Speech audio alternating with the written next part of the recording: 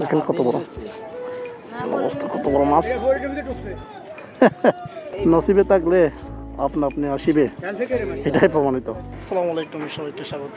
আমার পিছনের যেটা দেখতেছেন এটা হচ্ছে ডেবার পার্ক, চট্টগ্রাম শহরের মধ্যে এরকম এত বিশাল একটা পুকুর চিন্তা করার বাইরে। অবস্থাটা দেখাই। এখানে নামাজ পড়ার জন্য আসছিলাম, জোহরের নামাজ, ডেবার পার্ক রেলওয়ে জামে মসজিদে। দেখেন বিশাল একটা পুকুর, দেখতেই সুন্দর লাগে এমন অবস্থা। তো মসজিদটা হচ্ছে এটা। এখানে নামাজ পড়লে আসলে শান্তি লাগে, কারণ মনে হয় নদীর পাড়ে বা সমুদ্রের পাড়েই নামাজটা পড়তেছি এরকম। তো এটা হচ্ছে আগ্রা বা ডেবার পার্ক রেলওয়ে কলোনি জামে মসজিদ, বিশাল পুকুরের সামনে মসজিদটা। আমি এখন উত্তর পাড় ডেবার।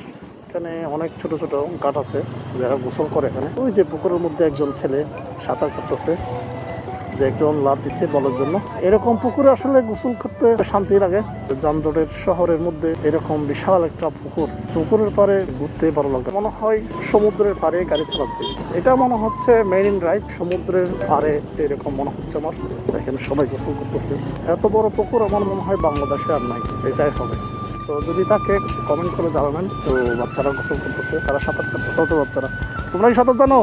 ডুবে যাবো আবার। ডেবার পার পুকুরে পলিথিনের মধ্যে মাছ ঢুকে গেছে, মাছ টানতেছে সাঁতার কেটে কেটে। মাছ তো বড় আছে না, দেখেন। এটা তো নাইজেরিকা না, তেলাপিয়া। আচ্ছা দেখি একটু, দেখেন কত বড়।